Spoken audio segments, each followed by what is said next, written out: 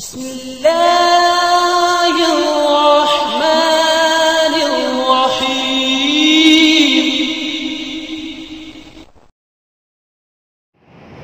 عالمی میڈیا اور کفار کے جو ادارے ہیں انہوں نے اس کو اٹھایا، نمایاں کیا اور پھر اس کو نوبل امن ایوارڈ جو ہے وہ نوبل انعام جسے کہتے ہیں وہ بھی دلوایا، اور اس نے کہا ہے کہ یہ مرد و عورت کے جنسی تعلقات کے لیے نکاح ضروری نہیں، نکاح کے بغیر بھی رہ سکتے ہیں۔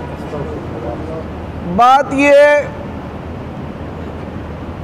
میں اسے بیٹی سمجھ کر جان کر کچھ نصیحتیں اور کچھ امت کو پیغام دینا چاہتا ہوں۔ سب سے پہلی جو چیز ہے، نکاح مرد و عورت کے درمیان ایک فطرتی جنسی تعلق کا ذریعہ ہے، اور اسی ذریعے سے انبیاء اور صالحین دنیا میں آئے ہیں،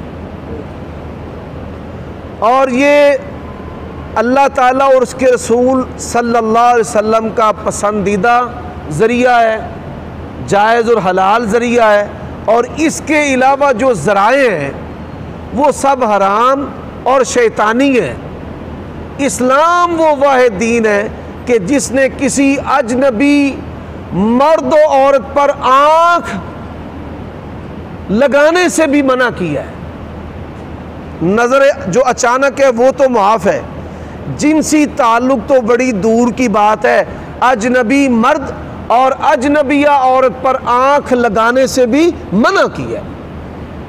یہ چیز جو ہے اسلام نے اس کی بھی سختی سے نفی کی ہے کہ مومن مرد اپنی نظروں کو پست کرے، مومنہ عورتیں بھی اپنی نظروں کو پست کریں۔